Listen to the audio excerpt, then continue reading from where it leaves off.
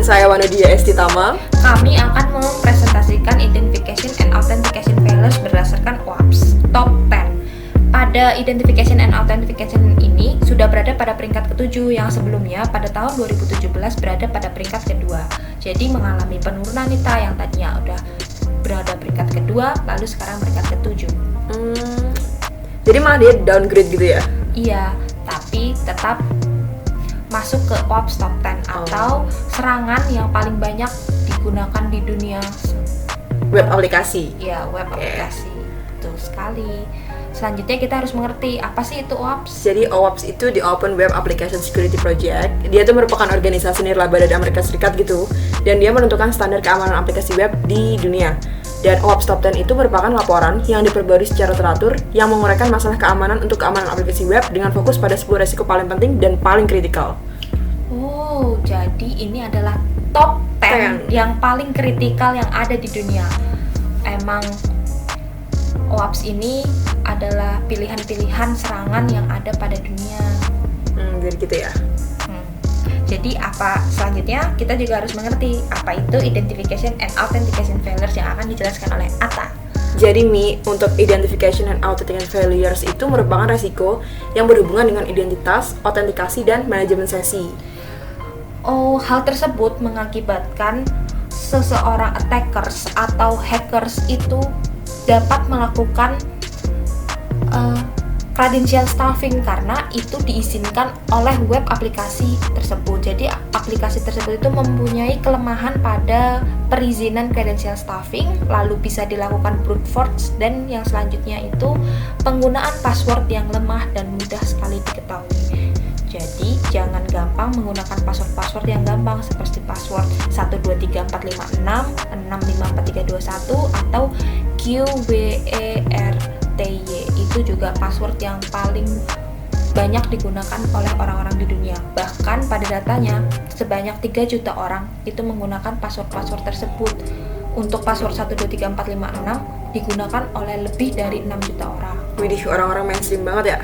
Nah, sekarang kita bakalan jelasin skenario yang bakal kita pakai buat serangan-serangan selanjutnya.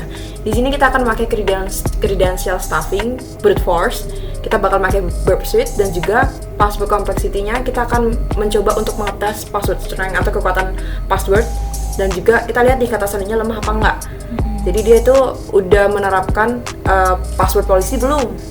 Nah, password policy itu adalah kerumitan atau kompleksitas dari suatu password. Selanjutnya, CWE atau Common Weakness Enumeration.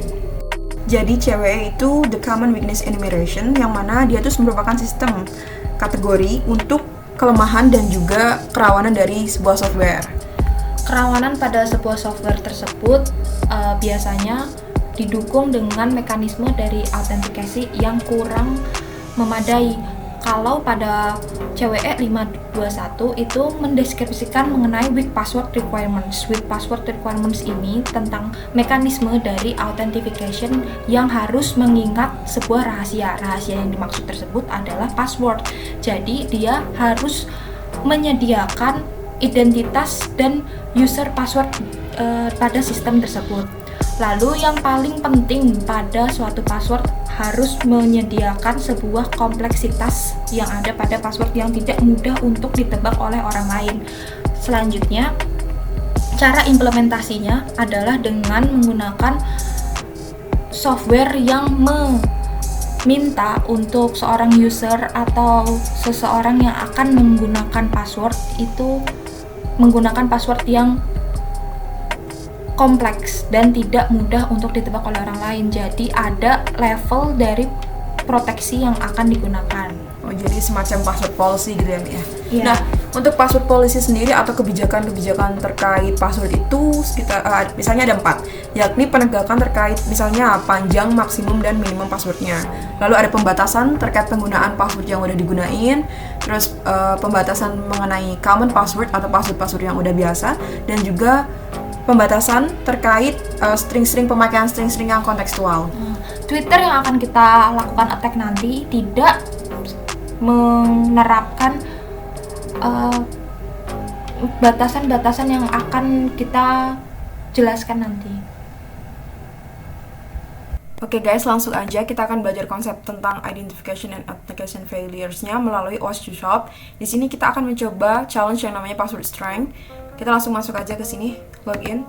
Karena identification and authentication failures itu membutuhkan dua buah faktor, yakni apa yang digunakan untuk mengidentifikasi kita, yakni username, ID. Lalu gimana kita cara mengautentikasikan itu, yakni melalui password. Kita di sini akan mencoba untuk masuk ke web ini sebagai admin at choose-sh.op. Tapi di sini kita nggak tahu passwordnya apa. Jadi kita akan melakukan serangan buat nyari apa sih password dari login menggunakan admin ini. Kita ngasal aja pertama ABC 123. Kita nyalain dulu di sini di bird sheet-nya. Kita login.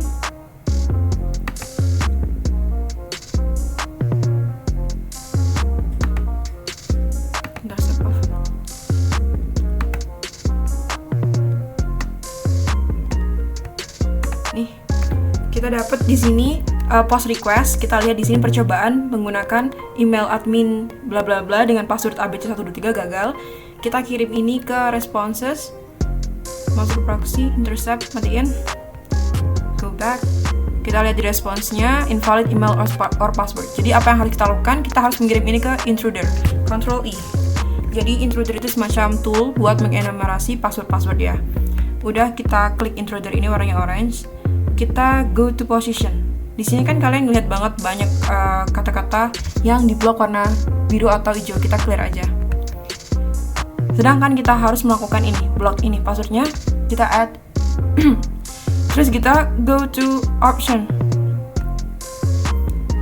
Payloads. Di sini kita akan memasukkan word list yang kita butuhkan. Buka Microsoft Edge. Kita buka GitHub. Saya akan pakai checklistnya Daniel Meisler. Teman-teman bisa pakai Bash FD atau memakai Have I Been Pwned, tapi saya suka pakai ini. Jadi dia tuh terdiri banyak baik. Nah, di sini banyak banget listnya. Saya akan memakai yang best 1050.txt. Kita buka aja. Klik roll.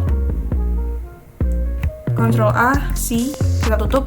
Go back to the pilots. Paste. Udah kita paste. Kita turun ke kita pindah ke option. Kita turun ke bawah. Di sini ada yang namanya grab payloads. The setting can be used to bukan ini. Grab extract. Ini. The setting can be used to extract useful information from responses into the tag result table. Jadi biar gampang gitu hasilnya. Kita klik aja add. Ini ada invalid password. Kita block. Oke.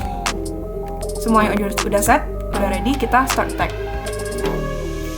Oke, ini kan karena versi website-nya community edition, jadi agak terbatas, tapi oke aja. Nah, di sini dia udah mulai nyerang, tapi ini responnya masih invalid email password, tapi kita nggak boleh nyerah. Di sini baru 4 dari 1049, jadi masih ada kesempatan lagi. Nah, berhubung ini prosesnya akan memakan beberapa waktu, saya akan pause dulu, oke? Stay tune! Oke guys, lanjut. Jadi setelah menunggu sekian purnama, One eternity later. kita dapat respon yang berbeda ya. Di sini kan semuanya invalid email or password dari 1 sampai bawah nih, sampai nomor berapa tuh? Gitu terus. Tapi di sini ada yang berbeda.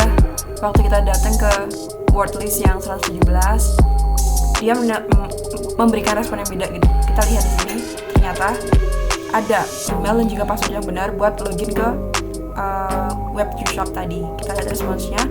Jadi authentication tokennya tuh semacam gini. Langsung aja, nggak usah lama-lama. Kita masukin passwordnya admin 123 ke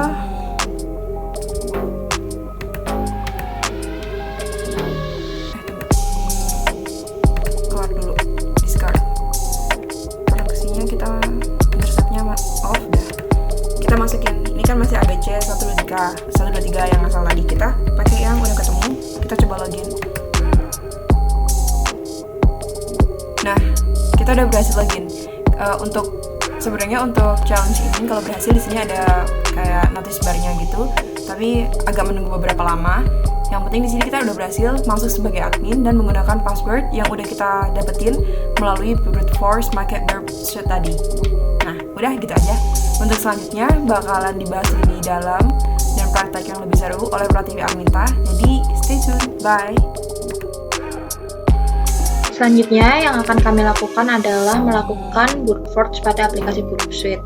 Untuk pertama-tama yang dibuka adalah aplikasi Burpsuite terlebih dahulu, lalu membuka pada target, interception, dan membuka aplikasi Chrome yang sudah terhubung dengan Burpsuite. Proxy-nya itu sudah dihubungkan dengan Burpsuite yang kita gunakan ini. Selanjutnya intercept-nya itu masih off sebelum kita memasukkan akun yang sudah saya coba untuk melakukan brute force. Jadi akunnya akun yang tidak asli. Jadi melakukan refresh dari browser Twitter terlebih dahulu, lalu kita sign in dan buka flow yang terbaru. Ya, akun mencoba, lalu passwordnya asal saja saya ketikkan. Tidak lupa untuk mengaktifkan interceptnya, lalu login. Ya, ketika login, password yang saya inputkan secara asal ini masuk, lalu kirim ke intruder. Setelah dikirim ke intruder, akan masuk ke intruder di position, dan kita harus meng-clear dulu, lalu memasukkan lagi untuk add, dan add di kanan kirinya. Setelah melakukan add di kanan kiri, terdapat payloads. Payloads ini tempat untuk memasukkan password-password yang sudah saya kumpulkan di GitHub. Ada banyak sekali password yang bisa dimasukkan. Paste. Setelah paste, kita bisa melakukan attack pada akun Twitter. Ya, ini menggunakan community, bukan Burpsuite yang pro. Ya, ada banyak sekali password yang dicobakan. Ya, untuk ini sudah mendapatkan password yang diinginkan dengan status replaynya 200 dan kepanjangannya itu 2008. Jadi untuk passwordnya itu bisa dilihat dengan perbedaan ketika memasuki form dari HTTP di login Twitter. Jadi sudah ditemukan passwordnya. Sekarang bisa melakukan pause dari attack, lalu nanti akan melakukan login. Jadi untuk akun Twitter ini tidak bisa langsung dilakukan login ketika setelah dilakukan brute force, karena too many login attempts yang dimasukkan. Jadi saya akan mencoba login setelah 1 jam saya melakukan brute force. Pada akun Twitter tidak perlu menunggu 1 jam, karena setelah dilakukan brute force ternyata akun tidak mengalami too many login attempt. Akun yang akan mencoba, akun yang sudah saya buat tadi, lalu memasukkan password yang tadi kita temukan dengan replay yang berbeda pada aplikasi Burpsuite. Ya, berhasil masuk, berarti akun tersebut menggunakan password yang lemah, dan password tersebut bisa dimasukkan dengan menggunakan Selanjutnya, Burpsuite. masuk kepada cara penanggulangan atau teknik-teknik yang dilakukan supaya web aplikasi tidak dapat dilakukan brute force. Penanggulangan tersebut dapat dilakukan dengan pengamanan yang berlapis. Yang pertama ada two-factor authentication, atau bagaimana suatu web aplikasi dapat mengenali user yang asli dan user yang palsu. Yang kedua, kerumitan dari suatu password itu harus diminta oleh suatu web aplikasi. Yang ketiga, mengatur limit login dan menggunakan kata. Ketika kita menggunakan kata, bisa dipastikan bahwa orang itu manusia atau hanya seorang robot yang melakukan login secara berkali-kali, dan hal tersebut dapat membuat kita dapat melakukan brute force. Terima kasih.